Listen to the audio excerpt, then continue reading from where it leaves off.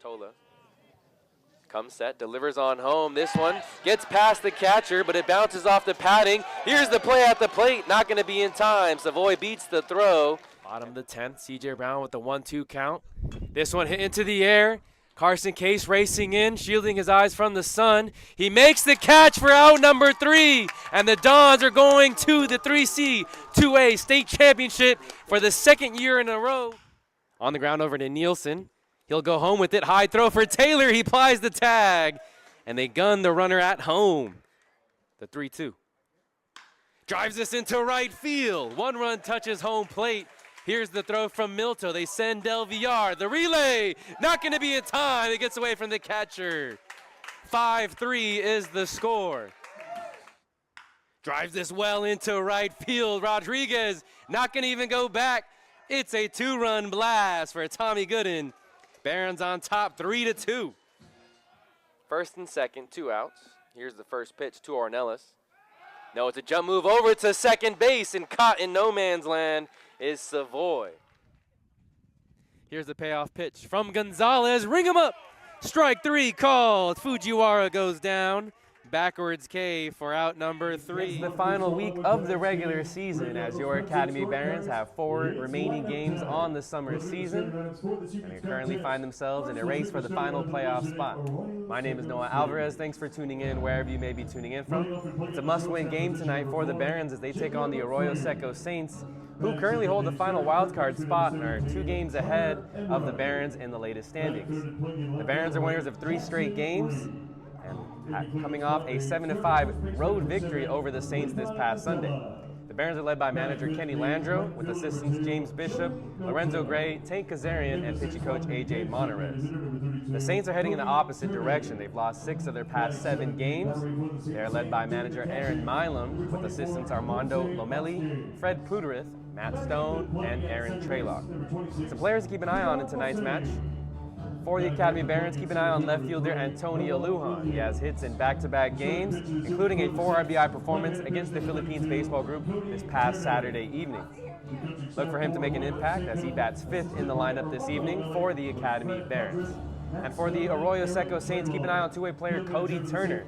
It's his 3rd time this season that he gets to start on the mound and at the DH position. He holds a .415 ERA and a .255 batting average this summer as he's displayed his talent throughout the year from both sides. We're going to cut to a break here, and when we come back, we'll have the starting lineups and first pitch here on the Academy Barons YouTube channel. In steps the leadoff hitter, Nathaniel Williams. He's the brother of Thomas Williams, who's at shortstop. We'll see if he can follow up his brother's act. Both Williams brothers are in the leadoff position. Of course, Thomas Williams led the game off with a triple into right center. Both players are switch hitters. Nathaniel was telling me that his oldest brother, James, was the first of the 3 brothers to learn how to switch hit, and the other 2 followed. Nathaniel's been switch hitting since he was 6 years old. 1-0 the count. Again, Will Sanford on the mound for the San Diego Bombers. They lead 1-0 in the bottom of the first.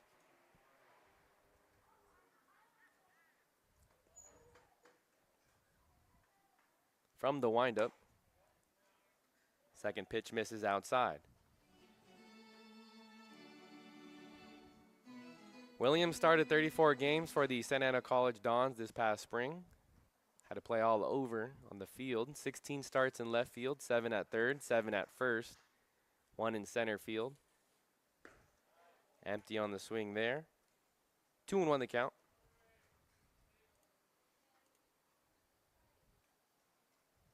Finished the season hitting .314 and was named first team All-Orange Empire Conference for his performance this spring. 2-1 downstairs. William chases one in the dirt. 2 balls and 2 strikes. Look like the changeup from Sanford. 2 switch hitters in the lineup today for KT Landreau. Williams in the leadoff spot, Lujan in the 5 spot. 2-2 outside. That pitch runs the count full. 3 balls, 2 strikes. Belfonte due up next for the Barons. Here's the pitch from Sanford. In the air, out of play, left side.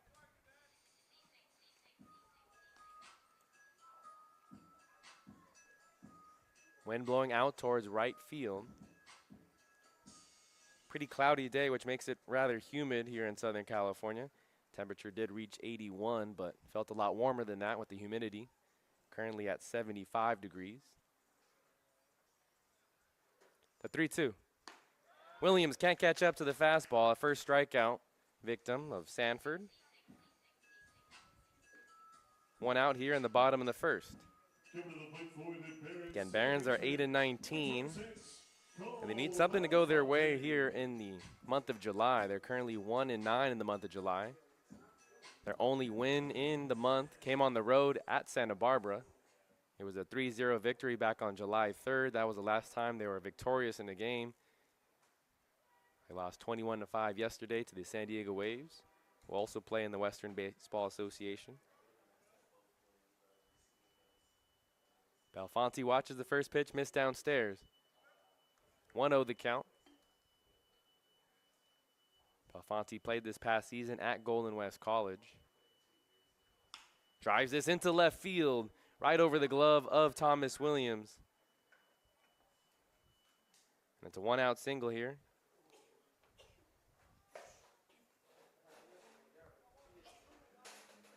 So one-out single for Belfonte and the Barons. Let's see if they can get up on the board early on. They were down 9-0 before they even got their first hacks yesterday evening. The Waves put up a 9 spot against starter Will Valenzuela. In steps Tommy Gooden, 2025 Home Run Derby champion during the CCL Showcase break.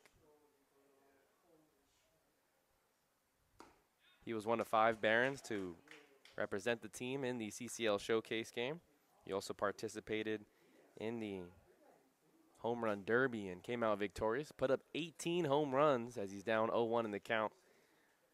But 18 home runs in the championship round. Smacks this into right field and deep. Mitchell goes back, and he watches that carry over the wall. A 2-run blast. Barons have their first lead. 2-1 is the score.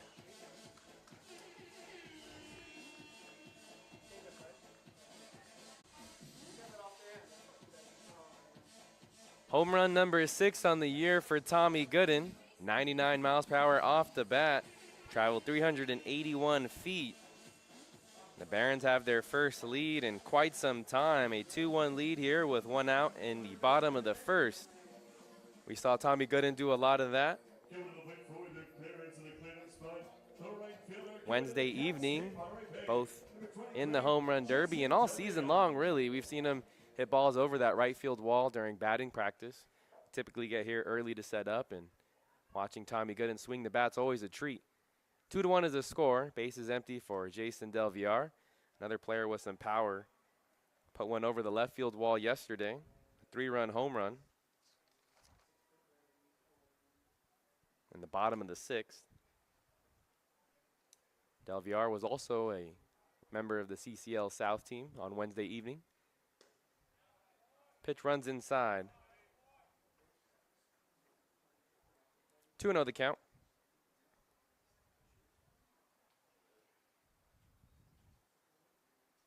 Del Villar gets the start in right field. A very versatile defender. We've seen him start at right, left field, and at first base this season. 2-1 the count. Was primarily playing in the outfield with Trevor Schmidt on the roster, but with the injury due to Trevor Schmidt, Del Villar has played a few games at first base. Start number 23 on the season, which is second most. Out of play, right side. 2 balls and 2 strikes. Nathaniel Williams leads the team with 24 starts in the year, but both Jason Del Villar and Antonio Lujan are second with 23. Del Villar hits .296 on the season, has 2 home runs and 16 RBIs.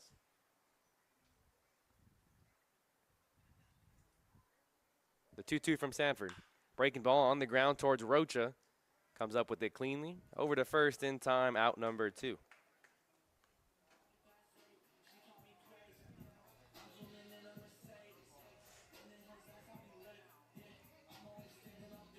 2 out, space is empty for Antonio Lujan. Lujan, another switch hitter in the lineup for manager Kenny Landreau. Hits from the left side with a righty on the mound. Yesterday he bat third in the lineup, reached twice, finished the game 1 of 4. Foul tips it off the catcher's mask. Barnes has to readjust behind home plate. Strike 1 in the AB.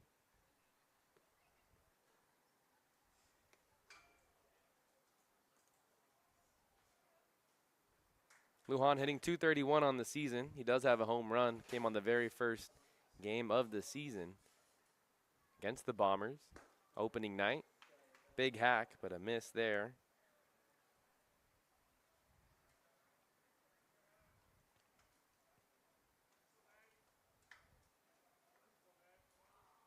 His 16 RBIs, tied for second most on the Barons.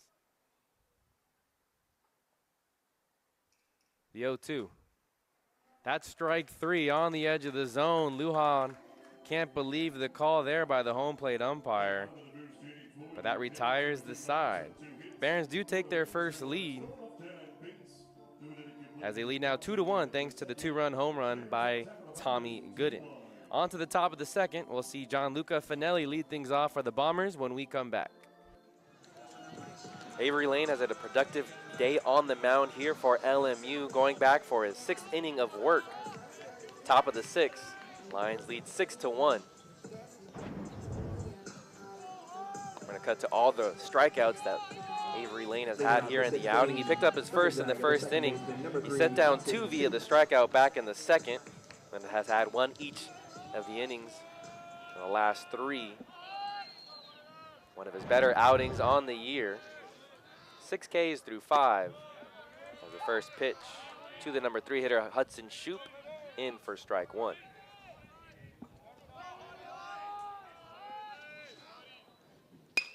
This one lifted into the air into left field. Williams goes back a couple steps and makes the catch for out number 1. 2 pitches and 1 out. That'll do wonders if Lane hoping to make it long into this game, already into the 6th inning.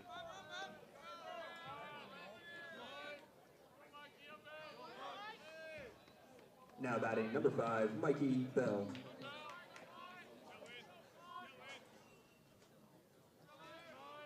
Here's the first pitch to the DH Mikey Bell in the zone for strike 1.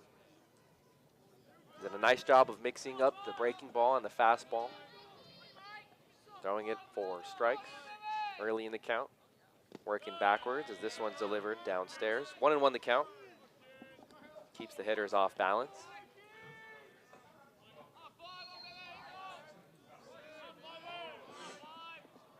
One and 1 the count. Lane steps back onto the rubber, working from the windup. 1 out here. A native of Riverside. Delivers his 80th pitch of the outing. He's fouled off to the left side.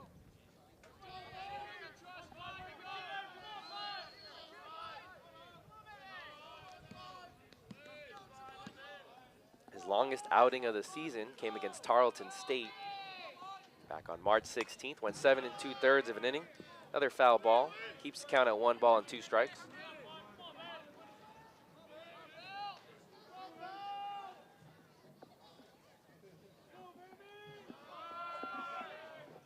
One and 2 the count to the DH Bell. He's 0 for 2 on the day, like many of the Bulldogs hitters. Watches this one miss downstairs. 2 balls and 2 strikes. We mentioned coming up for the Lions, they have Game 3 tomorrow here at Page Stadium. It's Senior Day. They take on the Bulldogs once again. They'll have a non-conference series with UCSB next weekend. This one skips in the dirt, runs the count full, 3 balls and 2 strikes. And after that, they'll close out the season with Pepperdine, 3-game series, all at Pepperdine. Pepperdine currently in last place in the conference, 6-12, so a favorable end to the season.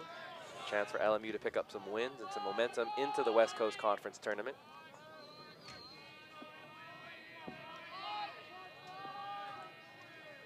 Here's the payoff pitch from Lane. Yanked foul into the trees. We'll do it again.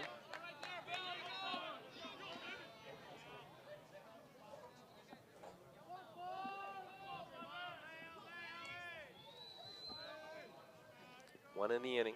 One out in the inning. 6-1 is the score here in the top of the sixth. Lane back onto the rubber. This one misses down and in. So he loses the hitter here. Bell was able to foul off a couple pitches. Lay off a couple pitches that were close to the zone. One out base runner here for Gonzaga. In steps the first baseman, Eisenstadt. Now batting the first baseman, number 29, Tommy Eisenstadt.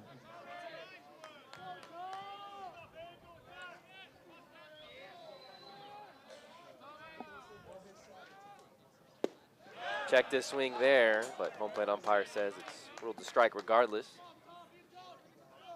0-1 the count. Eisenstadt worked a walk back in the fourth inning. 0-for-1 on the day. Stranded at third base to end the inning. This one's pulled right to the second baseman, who makes the catch as he falls down to his knees. Good reflexes there by Luca Danos. Check out the replay. A rocket off the bat to the right side of the infield. Danos, a couple steps to his right. Now batting the catcher. Good reaction time. There's 2 outs. Runner stays put at first base. In steps Jacob Brzeski. Brzeski will have to await the first pitch as this is a throw over to check in on Bell. Bell on the season is 5 of 6 in stolen base attempts. We haven't seen Gonzaga test the arm of Ayers this afternoon. LMU has been aggressive on the base pass. In for strike one at the knees. Some groans from the third base dugout, disagreeing with the call.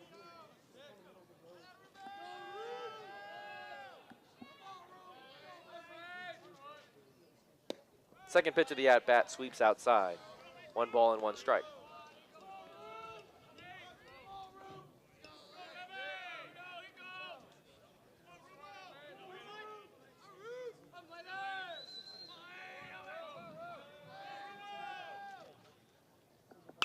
This one pulled towards the third baseman. He comes up empty on the backhand. It gets past Reed and all the way into the left field corner. Williams will get it in. Runners on first and third.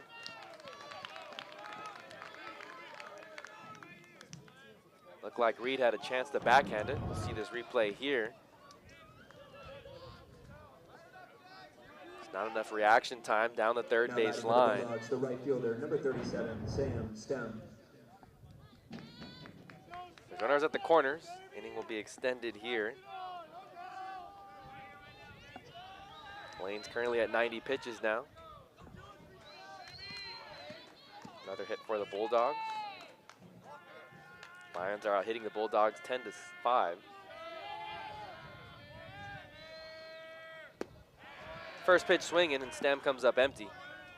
0-1 the count to the right fielder. Also 0-for-2 on the day. We gave you the upcoming schedule for LMU. Upcoming schedule after this weekend. For Gonzaga, they take on St. Mary's next weekend as this pitch misses outside. 1 ball and 1 strike to count. They'll host St. Mary's next weekend. And then they'll finish off the season with the series at Portland. That's what's coming up for Gonzaga the rest of the season. Another off-speed pitch. Another swing and miss there for Stem. 1 ball and 2 strikes. 2 outs, runners at the corners. Robleski's over at first base. Mikey Bell's over at third.